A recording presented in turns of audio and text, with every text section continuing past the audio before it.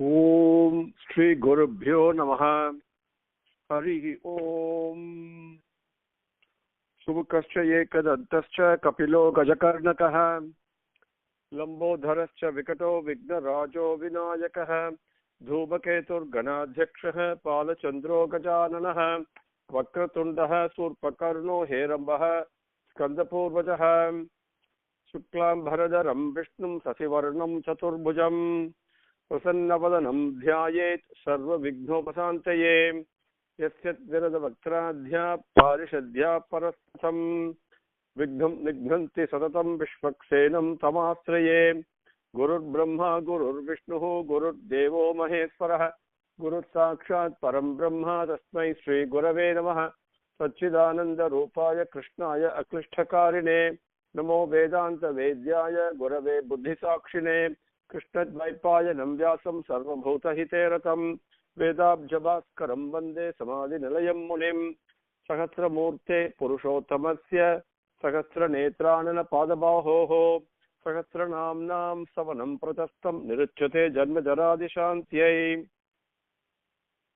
With Bhagavan's grace, let us continue from where we left off in our last session.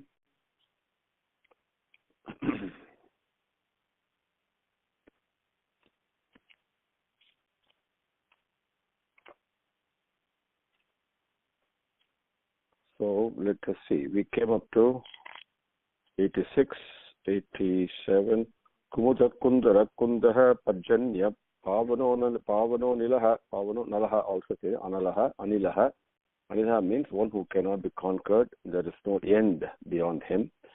And amrita somrita vapas sarvajna sarvato mukaha. Okay, we came up to that point. Solabha sovrata siddhas Chatrutabanaha Nekrodo Dumbaro Swatas Chanurandra Nishudanaha. Let us take that up.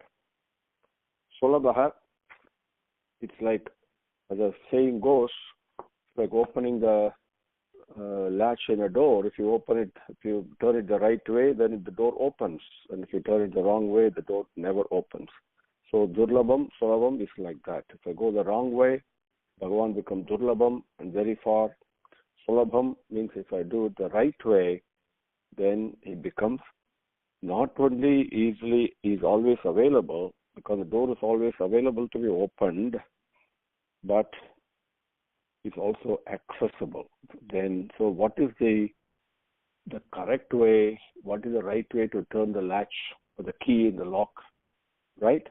So that is what we have to practice with our mind. So Sulabha is extremely easily and instantly and immediately accessible, not only available, it's available all the time in all places in all ways, but accessible.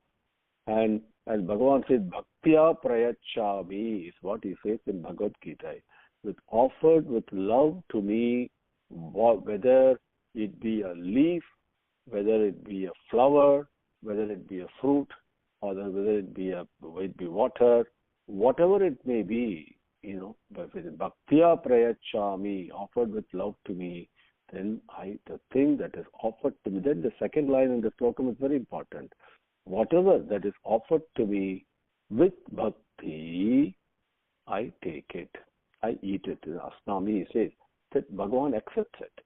So, including my ill thoughts, my ill manners or ill behavior, whatever my mind goes through, it doesn't matter. My rejections, my achievements, disappointments, successes, failures, it doesn't really matter.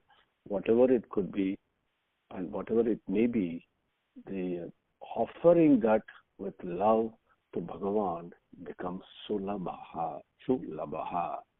Sulabaha. Labaha means, colloquially we say, labam. Labam means something that is obtained, that is attained. Okay? So labhyam, it comes from the Sanskritam. Labhyam, labaha, they have the same root word, to attain something. And solabham means very easily, without any effort. So when the mind continuously, as Bhagavan says, you struggle, then the struggle itself gives you the strength to succeed. And this is the beauty of nature and beauty of creation. And so I need to do the struggle, which is we call as sadhana, the discipline, niyamam. So many words are used. And we cannot give up the struggle to win over our mind. It's very important to continue to do that, even though we may fail. Continue to do that struggle, because the struggle itself will give the strength to succeed. And when I control my mind and when I master my mind, Bhagavan says that I become the mastermind, which is at that point when Bhagavan, thinking of Bhagavan, whatever I offer to him, whatever thoughts, needs, actions, doesn't matter, Bhagavan accepts it, and I can see, experience, embrace, and touch Swami. That is Sulabha. Suvrataha. Suvrataha is, as the name implies, Vratam means discipline. Vratam. What is the discipline that we all have in life, whether you realize it or not, is digesting food. Okay, to put it in a very simple way. It's such an automatic thing. Bhagavan gives a signal through what we call as hunger, then we consume food. We eat food, and the food gets digested and consumed and goes to the body. This discipline of digesting the food and the poshika, which is a nourishing the body, which is given for a purpose, right? We shouldn't forget that. And it is just a machine given for a purpose to be used. And the machine needs some rest in between. It's not a 24/7 machine. So with all these niyamangal and the fundamental vratam of Bhagavan, as how there are so many ways we can do it. But one example that Sankara Bhashyam gives is this: look at the body and look at the discipline with which it is functioning, right? Because the bhojana niyama, that is the subrataha, is what he says. And ultimately, if I follow the discipline properly of the bhojana niyamam, then I can get freed from the bhojanam itself. This is the discipline in subrataha. Now, of course, for people like me, that is fine. It is good. It is, I understand the niyamam. But we also need succor. We also need protection. We also need comfort. We also need shots of confidence, right? We also need some comforting words, right? These are all very important to us in life as we go through ups and downs, especially we go through sufferings and all that. And the kind words spoken by someone is so comforting and so reassuring, isn't it? And so that the subrataha also means those who have, we go and pray to Bhagavan, and then we get a certain comfort, confidence, and peace, right? And an assurance and hope. So many things happen. And the vratam that Bhagavan has is exactly that: comfort and asraya, as I say, to protect and to comfort and to nudge and pull and push, right? And guide and lead us by hand. All these things Bhagavan does. It is also vrataha. So sulabha, suvrataha, siddhaha. That siddhaha, see, siddham, sadhyam, these all means fulfillment, right? And siddhaha means one without any, for us, if I take some effort, then there's a certain fulfillment. So the reason for the fulfillment, for in our case, happens to be a certain cause, whatever the cause may be, right? And whereas Bhagavan is total, Purnam itself, fulfillment itself. So without any reason, without any cause, he is Bhagavan's fulfillment, full all the time, in all places, in all ways. That is Siddhaha. Purnam Adaha Purnam Idam, the Veda mantra, Upanishad mantra is. Now, Siddhaha also means Bhagavan, when I follow the niyamam and the discipline and the pathway prescribed by him for me to live, then and ultimately I experience him, then I realize him. when you realize Him in fulfillment, Bhagavan is there in all full glory, in absolutely fullness, the totality. There is nothing that is deficient, there is nothing more than that. That fullness, that Siddhaha, Bhagavan grants that. So He is Siddhaha. Sulabhaha, Subrataha, Siddhaha. Satrujit, Chatru Tapanaha. Now, Satrujit. Satrujit, as the name implies, is one who wins over enemies, one who eliminates, conquers the enemies. There are two types of enemies, Barhi, that the external enemies, as well as the Antar enemies, the Kama Krodhadi, the 6 enemies. So both are conquered by Bhagavan. Bhagavan is the only conqueror. And that, again, this looks so academic, but when you apply it personally, it is nothing but love. Nothing but prema. Prema is the one, selfless love. Prema is the one that can conquer external enemies. Even the most ferocious person behaving in a most ferocious manner like an animal can be tamed through loving words, through loving action, a compassionate look, right? Non-judgmental, right? Because everybody is everyone. Even the crudest person, the cruelest person, the most selfish person, whoever it may be, is looking for what? To take shelter under the shade of this tree of love. Everybody is seeking only for that. So when that love is exhibited and manifested, it doesn't have to come from elsewhere. Internally, that's what each one of us are. Internally, if I manifest a little bit of that, that tames and conquers all the external enemies. The same thing goes towards internal enemies. Now something we have to work on. I have to continue to work on. When kamam comes, krodham comes, madam, matsaryam, lobham, moham, so many things come. We have to analyze. Mind has to look into it. No. Okay. Instead of feeling guilty about it, instead of being kind, being loving to oneself, that prema will conquer all. When I'm jealous of something, apply the dosage of prema there. Then it will see there is no reason for jealousy at all. Because the core in everyone is exactly one and the same. It's the same core. So like that, we can apply reasoning, and then above reasoning, we can also begin to experience. So Satrujit, the one Bhagavan, because he conquers all enemies, internal and external, therefore his appellation, the nama given is Chatrujit. Second name, it's also Chatru Tapanaha. See, this is very tapan. Tapan means to burn, to pulverize, to heat. The tapan means to heat. Through the heat, like put things in a fire, everything burns out. Like that, but also all sufferings, when mind is agitated, we suffer because of the heat only. When the mind is calm, there is no agitation, so it is peaceful. So this heat, the Chatru Tapanaha, Bhagavan not only conquers all the enemies, but he also pulverizes and he burns like tapam. He does to all the enemies. Everything runs away in the presence of, in the company of selfless love. Negrodho dumbaraha. Negrodho dumbaraha. Now this is also two namas. Negrodha. Negrodha. And next one is Udumbaraha. Negrodha, Udumbaraha.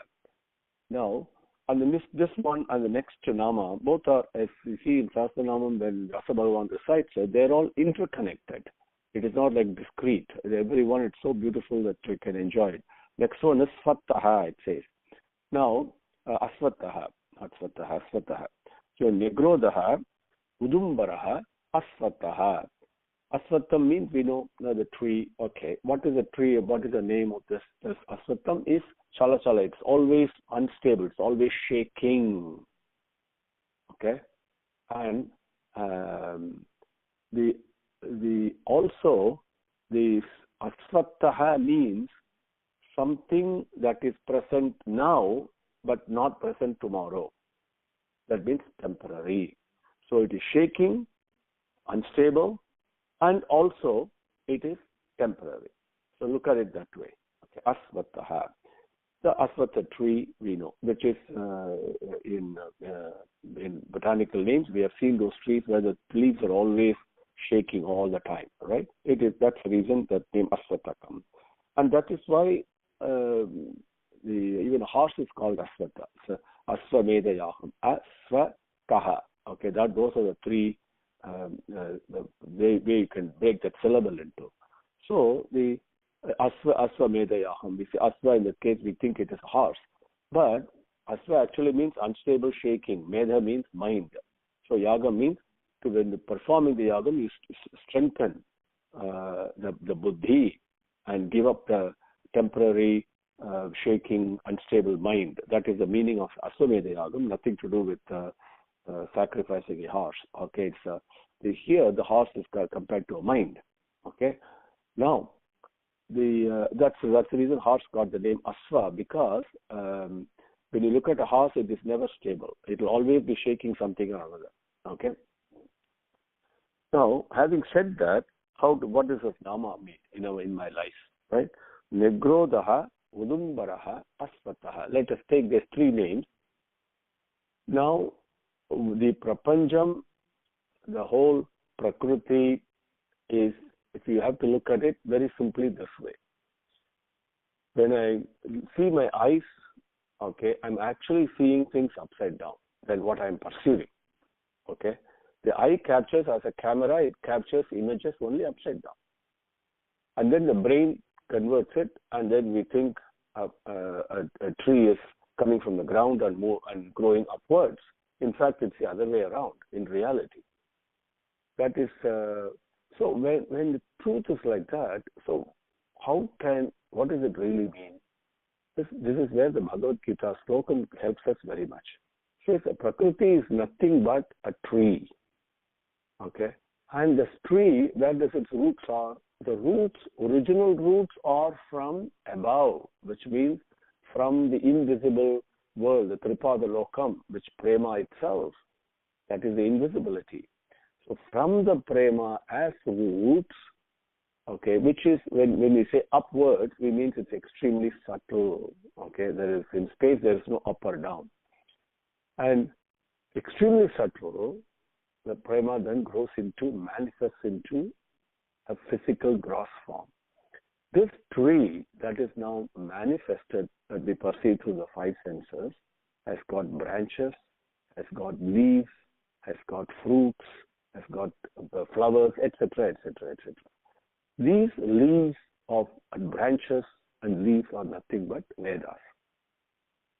Then the tree is such that from the branch itself, a root comes and puts itself on the ground, as we see physically. And this is nothing but our karmas and karma palan. So this is the tree that is present. So Negrodha simply means something that springs up from below. So you can see all of us are sprung up from below, means what? In the manifested world. Okay? So why have we sprung up? We have sprung up from somewhere. We have sprung up from this tree of love. And we have sprung up because, to put it simply, of our karmas. The karmas not executed properly. The actions not done properly. So we sprung up again. That's all. But where is the moola root? Actually, the moola root is where the fundamental root from which it has come is only prema. That is udumbaraha. So this is very important. Asvataha. That is the asvataha. Okay. Now, so if you can picture it this way, there are three things that are taking place. One is things that spring up from the world, which is you, me, and all the other 8.4 million types of beings that are there. Udumbaraha means something, ambaram also means the sky. Okay, Udumbaraha means something beyond the sky. What does it mean? Not physically. Sky is something I think I see it, but I really don't see it. It doesn't have any form. But it is very subtle, extremely subtle. We know that, right? We know it is there. Something that is even more subtle than Akasam is Udumbaraha. That is Bhagavan. That is Prema. So from that Prema, which is so subtle that it is not cognizable by the five senses, okay, comes the Ambaram first, which is the Akasam. That is, from that Prema comes something that springs up from below, grows below, which is you and me and all the other beings, all the Jantuka. We call it as Prithvi, and then we call it as soil and this and that and all that. But the Jiva that is growing up from there is Negrodha, and that comes from Udumbaraha. So both are Bhagavan only manifestation. Swami is present in our life like this. Negrodho Dumbaraha, Negrodha Udumbaraha. And so in this process, what is Bhagavan appearing as Aswataha? In this Maya, in this temporary world, the permanent, the constant entity is appearing as temporary and moving about. Okay, that is Aswataha. Now, Chanurandra Nishudanaha, to kill, to eliminate. Chanurandra, Chanuran is a Rakshasa, and one who killed him. The Rakshasa is not elsewhere. It is very much within you and me.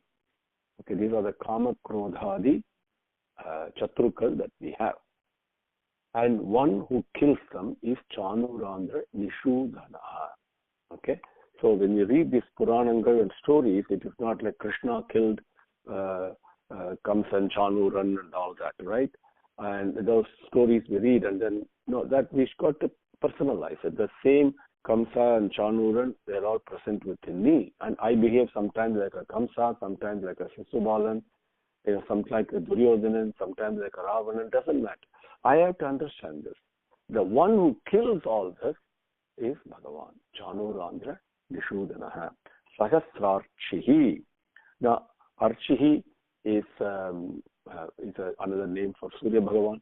Sahasrarchihi, as the Veda Mantram says, when there are infinite, not just 1,000, but infinite suns are present and shining at the same time, how bright it will be. Bhagavan, Jyoti Swarupam is like that. Sahasrarchihi. Sapta Jigvaha. Now, this is a little bit difficult to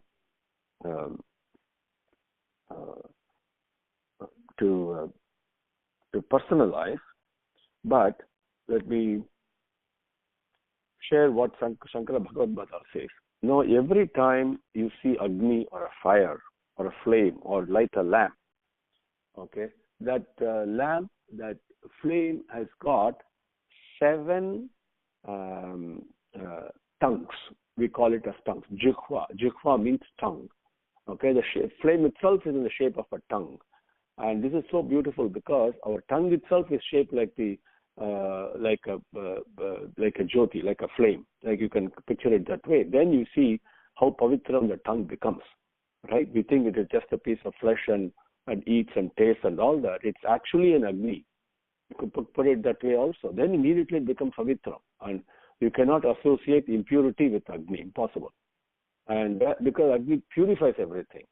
So, when you think of my tongue, what means the speech that is coming out, this is one of the important of Saraswati, we say, and when we see Gayatri Mantram and all that, and even Upanishad says, how the joined by the tongue, and I've opened the lower lip and the upper lip and joined by the sound comes, and the sound itself is Bhagavan, that is Sabdamayi. So, that is how sanctified and sacred our tongue is. So we have to use it very carefully. So anyway, so like the tongue, you can see on the flame, there are 7 tongues. And these 7 tongues of the Agni are called Sapta Jihvaha. Okay? And those names given are, you can note it down. I know some of you are interested in this, even though personally it doesn't mean much to me. But Kali, Karali, Manojavai, Sulohitai, Sudhumra Varna means the black part of the flame that you see. So Dhumra means dark. Visplungini, Visvaruchi. Visvaruchi is the one part of the flame that emanates and spreads light all around. Visvaruchi, right? That is one aspect. Then Spulungini, Sulohitai, okay?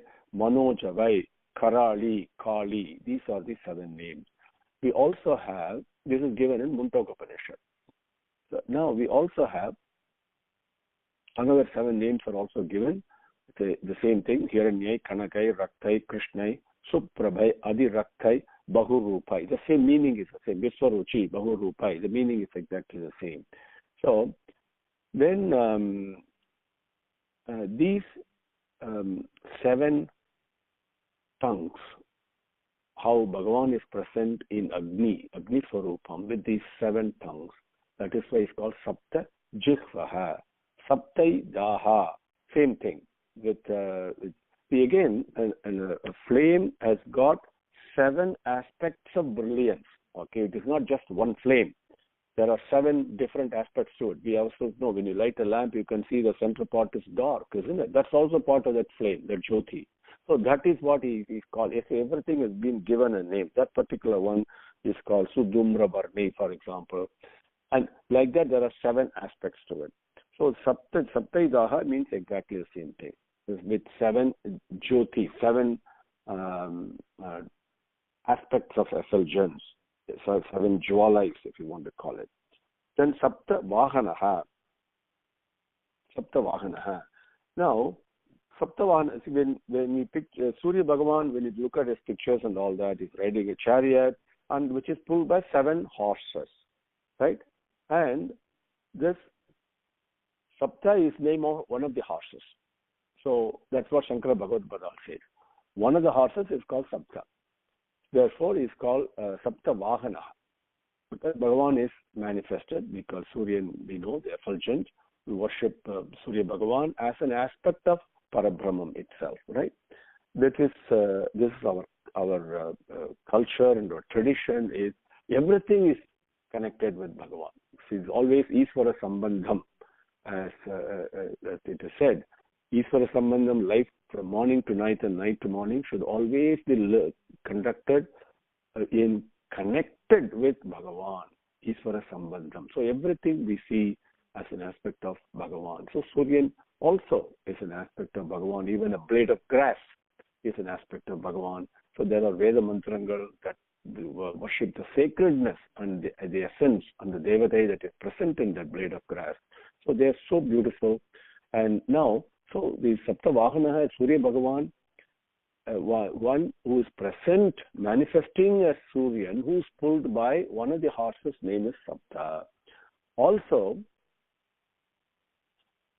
if you look at the Veda Mantrangal, the Adhisthana Devadai for Suryan, there are 7 chandas, 7 meters in this. We see what are the 7 meters. Those of you may not do Sandhya Vandanam and all that, the Gayatri Ahvana Mantram.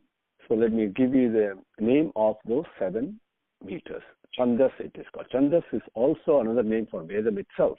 And Chandas is also a name for the grammatical meters in which the poem is sung.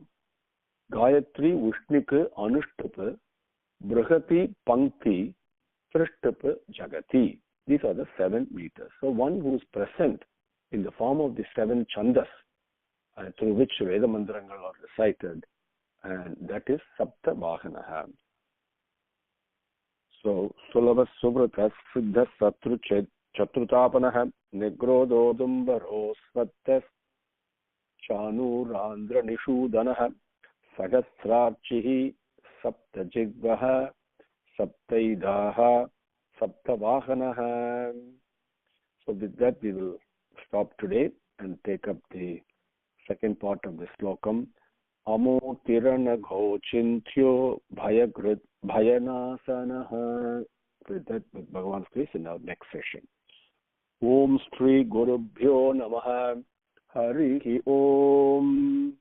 समस्तलोकाः सुखिनो भवन्तु समस्तलोकाः सुखिनो भवन्तु समस्तलोकाः सुखिनो भवन्तु ओम शांति शांति शांति हरि ओम।